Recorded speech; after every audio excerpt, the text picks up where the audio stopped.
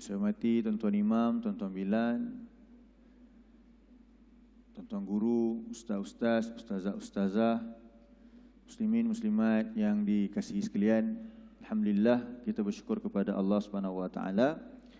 Pada pagi ini dapat kita bertemu bagi meneruskan pengajian mingguan kita, iaitu Tadabbur Al-Quran. Sebagaimana yang kita sebutkan pada minggu lepas, kalau dijadualkan minggu ini kita nak mula mentadabbur surah An-Nazi'at. Cuma tuan-tuan puan sekalian, saya mohon tangguh tajuk ini untuk dibawa ke minggu hadapan.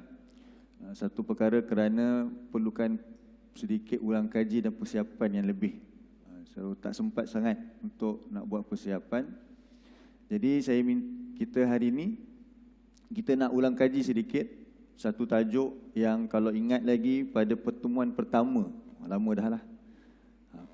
Pertemuan pertama, satu tajuk yang kita bincangkan menerusi surah 51 ayat 56. Buka dulu surah 51 ayat 56. Ini yang pertama sekali, dulu-dulu sebelum kita mulakan kuliah tadabbur surah Fatihah, mukadimah kita.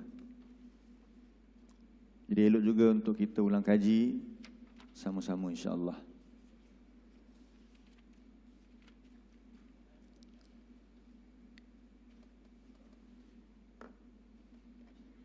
Surah 51 ayat 56.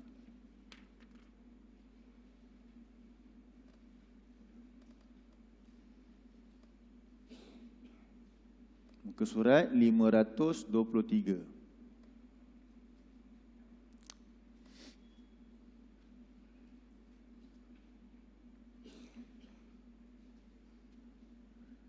Jadi ayat ini saya kira mesti kita hafal. Mesti kita hafal supaya kita jelas tujuan kita berada di atas muka bumi ini. Apa sebab Allah letakkan Nabi Adam AS, ayah kita, dan cucu, anak-anak cucunya berada di atas muka bumi ini. Baik, kita baca sama-sama. A'udzubillahi minasyaitonirrajim. وَمَا خَلَقْتُ الْجِنَّ وَالْإِنسَ إِلَّا لِيَعْبُدُونَ.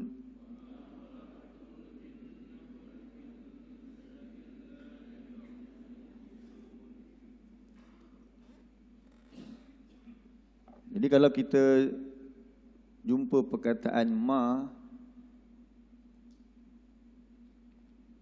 lepas tu selepasnya ada illa. Ini kalau belajar kaedah di semua Quran, ni ada kaedah nombor 13. Cuba sebut sama-sama dengan saya. Ma selepasnya illa. Ma selepasnya illa. Jumpa gabungan ni, ma dengan illa, terjemah dia apa? Tidak lain.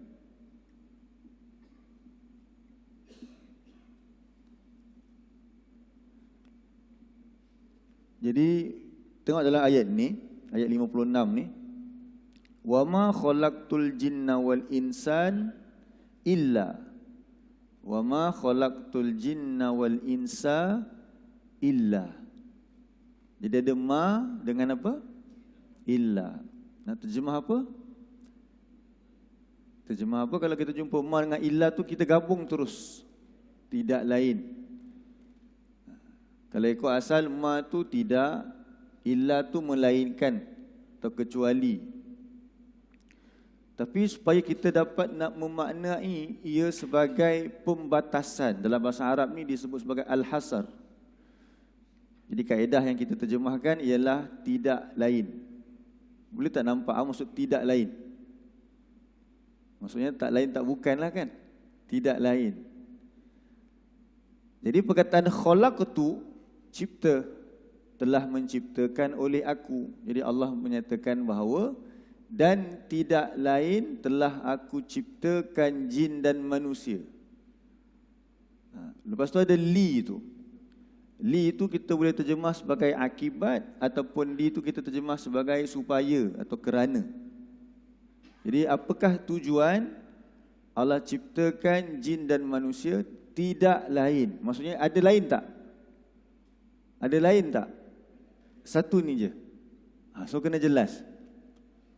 So kita ni adalah makhluk. Makhluk tu maksudnya yang diciptakan. Makhluk, isim maf'ul, makhluk yang diciptakan.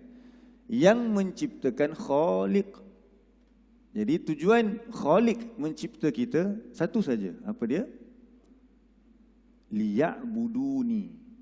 Supaya mereka tunduk patuh mengabdikan diri kepadaku. Jadi sebab tu ini semua, ayat ini kita semua kena tahu, hafal dan sampaikan kepada ahli keluarga kita. Sebab ini saja tujuan. Kalau lain tujuan kita buat daripada ini, maka kita telah tersasar. Di mana pergi kalau salah tujuan hidup? Na'udzubillah kan? So, tentu kita tahu akibat buruk dia. Jadi semua orang kena jelas apakah yang dimaksudkan dengan mengabdikan diri. Sebab itu saja tujuan dia. Tujuan penciptaan. Sekarang apa tujuan penciptaan? Untuk mengabdikan diri.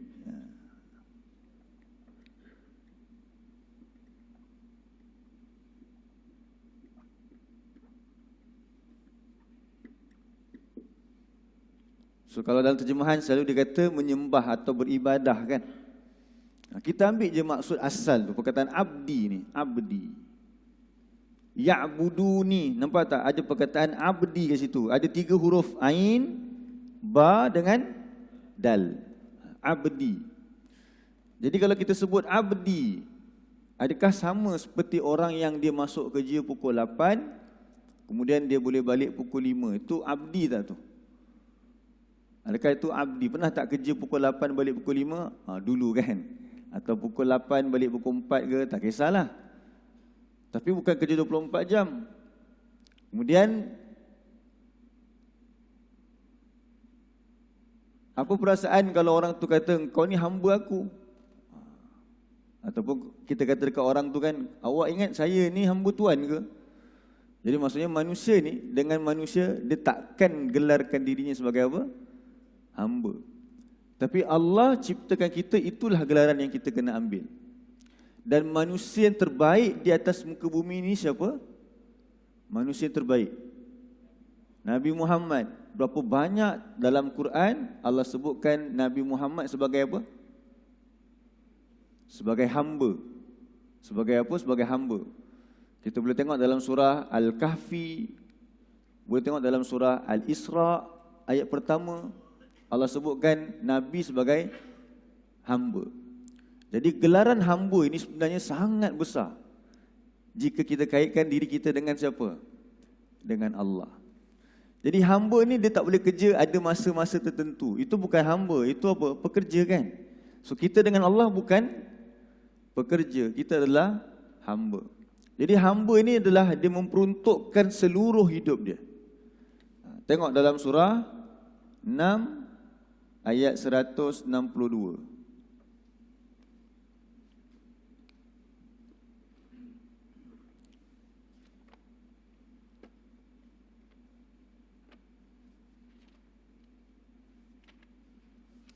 Surah 6 ayat 162.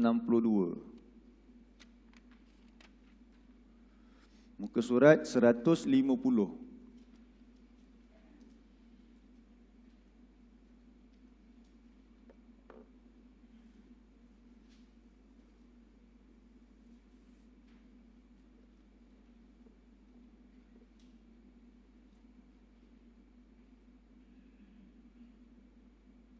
Dan ayat ini sering aku janjikan bila? Solat. Kita jadikan dia sebagai lafaz istiftah kita, doa iftitah kita kan? Ayat 162.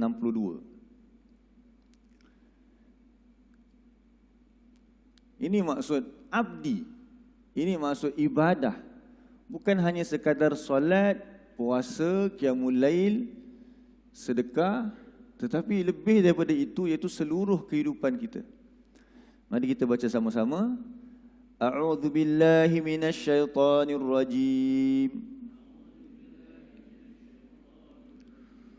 Qul inna salati wa nusuki wa mahyaya wa mamati lillahi rabbil alamin.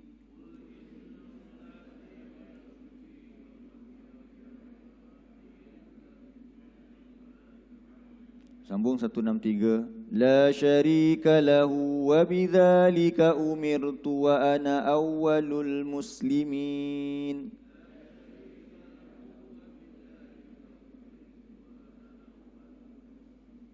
Kul, katakanlah wahai Muhammad, inna solati, sesungguhnya, pertama sekali apa dia? Solatku. Jadi bila kita kata mengabdikan diri itu, yang pertama tanda kita mengabdikan diri kepada Allah ialah solat. Kemudian wanusuki, diterjemah apa wanusuki? Ibadatku yang lain seperti korban, haji dan sebagainya. Sedangkan solat juga termasuk ibadat, jadi mesti ada sesuatu yang besar pada nilai solat sehingga dia dikhususkan penyebutannya. Okey, adakah dah sempurna pengabdian diri kita kepada Allah bila dah solat? Kita pesan anak kita jangan lupa solat. Kamu nak buat apa pun buatlah, jangan lupa solat. Rupanya tak betul perkataan demikian. Maksudnya solat kamu kena ikut kehendak Allah, puasa kena ikut kehendak Allah, yang lain ikut kehendak kamu. Boleh tak begitu? Tak boleh, sebab yang ketiga kita kata apa? Wa mahyaya maksudnya kehidupan, hidupku. Jadi dalam kehidupan kita, mana yang banyak? Solat ke ataupun hidup punya agenda? Yang ini. Bangun pagi. Sebab tu kita bangun pagi, bukan bangun pagi terus melompat je. Dan kita tak boleh bangun pagi ikut suka kita. Besok saya nak bangun pukul 8. Sebab apa nak bangun pukul 8? Besok hari Sabtu, lusa hari Ahad, bangun pukul 8. Boleh tak boleh? So maksudnya bangun pun kita tak boleh ikut suka kita nak bangun pukul berapa. Betul kan? Lepas bangun tak boleh melompat terus.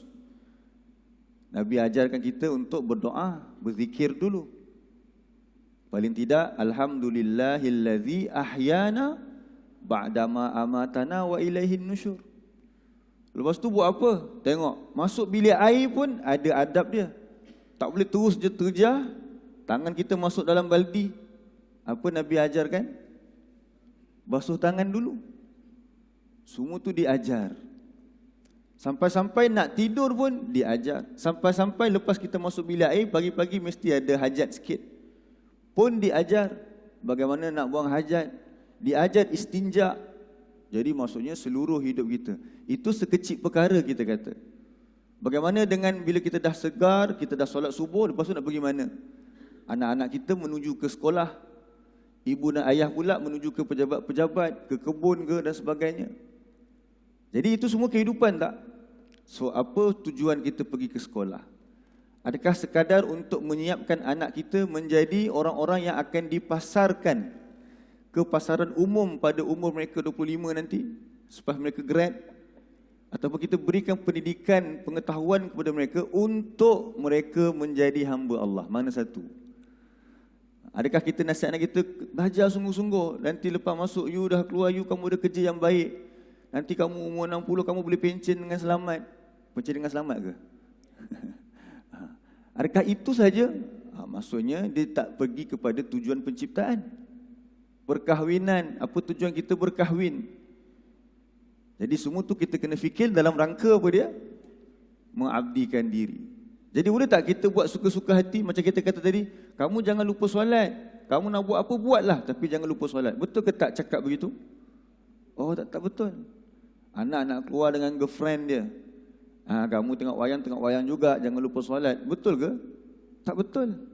Sebab inna solati wa nusuki wa mahyaya. Bukan semua, kita tak boleh buat apa sahaja mengikut kita punya kehendak. Melainkan kita hamba kena ikut tujuan Tuhan kita yang telah ditentukan.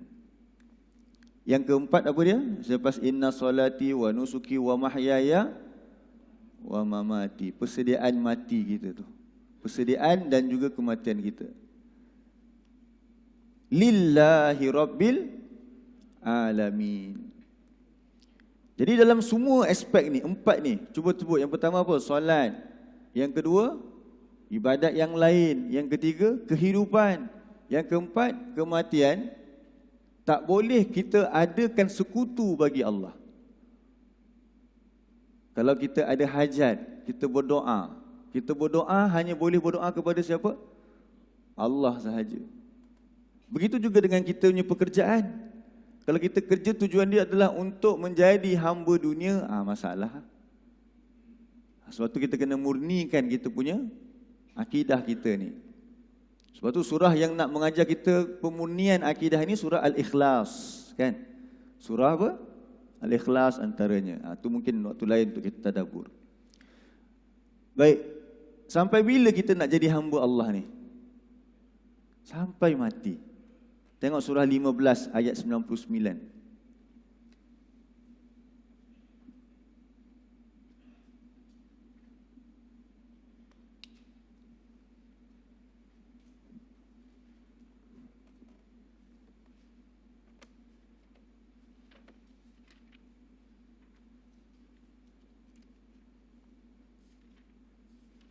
Muka surat 267.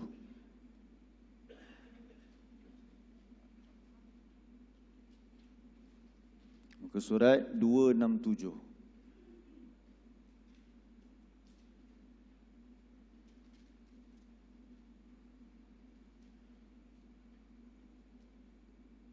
Muka surat 267.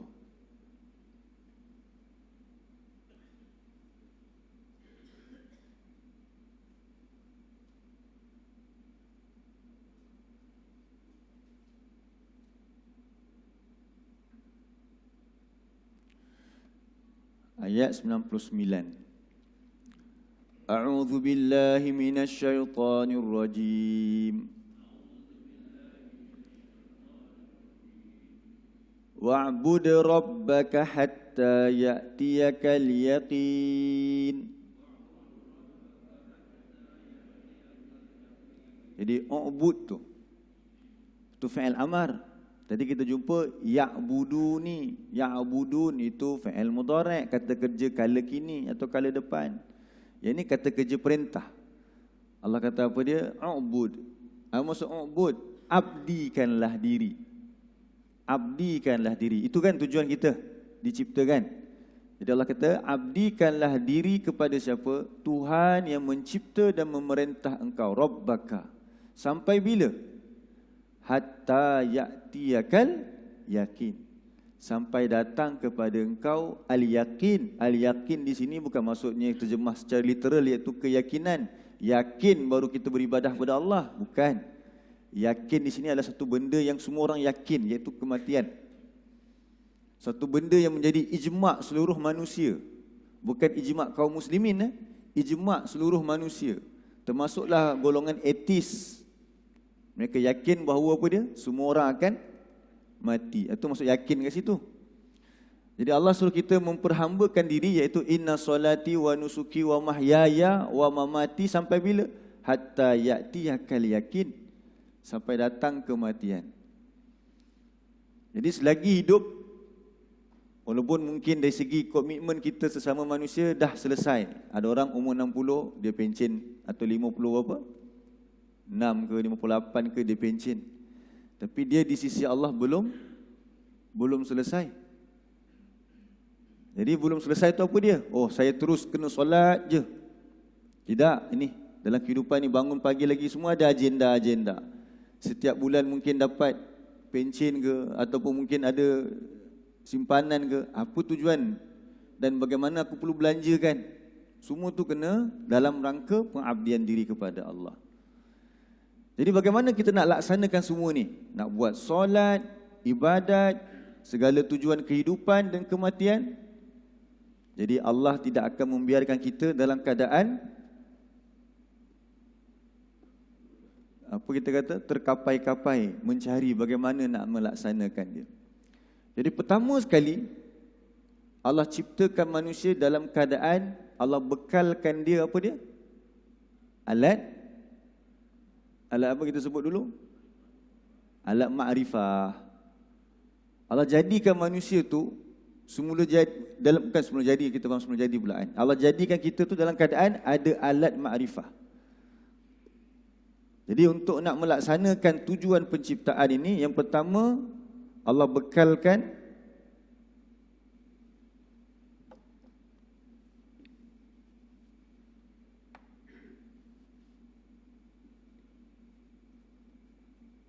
apa dia? Alat ma'rifah. Maksud alat ma'rifah, alat tu perkakas lah. Ma'rifah, mengenal. Cuba sebutkan tuan-tuan dan puan, apakah alat ma'rifah yang Allah bekalkan itu? Yang pertama, pendengaran. Yang kedua, penglihatan. Dan yang ketiga, hati. Yang ini semua ada tak? Cuma kadar dia dah apa kita kata menurun, dah kena pakai spek semua, itu maklum lah. Tapi asasnya memang Allah sediakan kita pendengaran, penglihatan, hati. Tujuan dia untuk apa? Untuk mengenal ataupun belajar. So surah berapa tu? 16 ayat 78.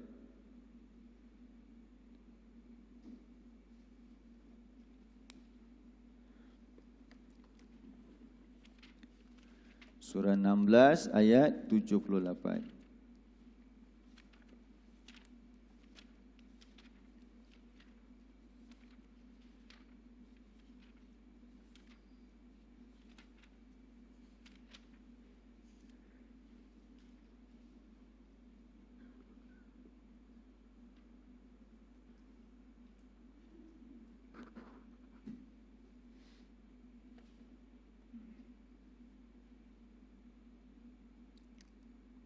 Muka surat 275.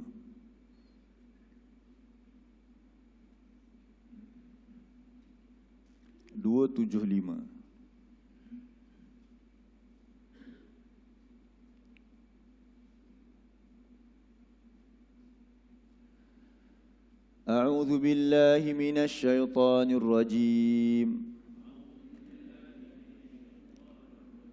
Wallahu akhrajakum min butuni ummahatikum la ta'lamuna syai'a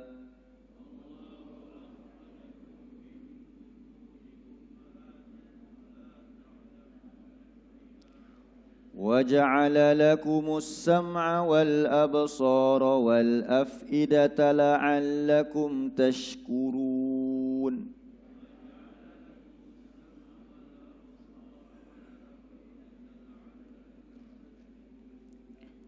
Dan Allah, siapakah Allah? Allah Khalik kita, yang mencipta kita dengan tujuan untuk mengabdikan diri kepadanya, telah mengeluarkan kamu daripada perut-perut ibu-ibu kamu.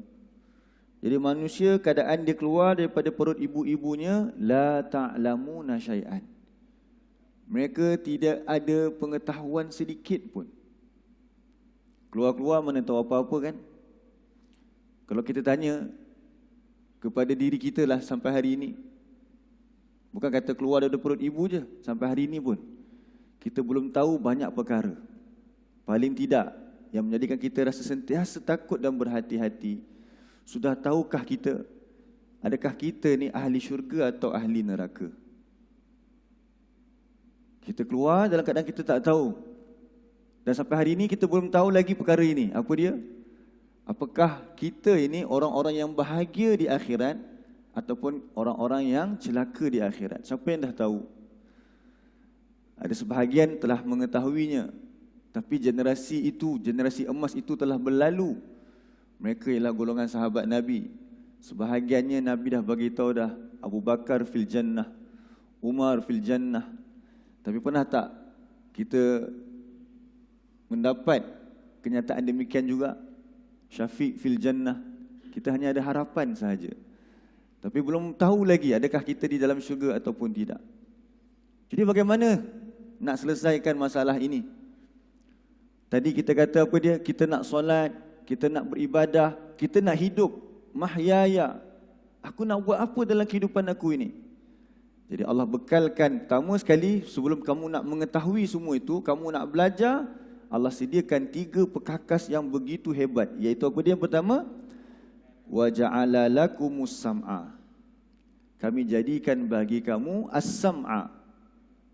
Apa itu as-sam'a? Pendengaran. Apa fungsi pendengaran? Tanda muka surat ni. Pendengaran muka surat 16 muka surat 275 ni tanda sekejap. Kita buka surah 39.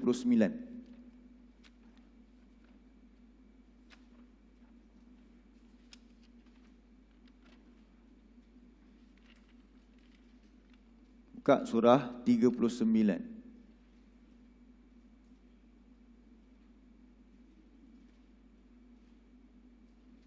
Ayat 18. Surah 39 ayat 18.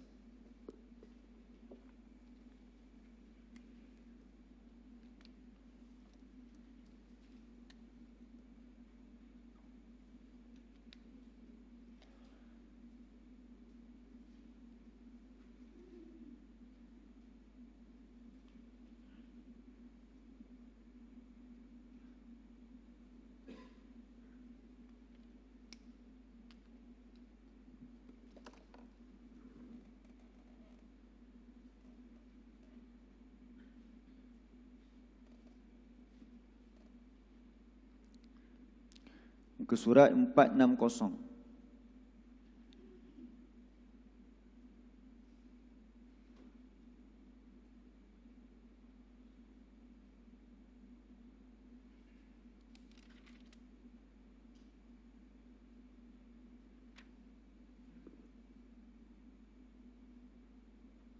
A'udzu billahi minasy syaithanir rajim. الذين يستمعون القول فيتبعون أحسنه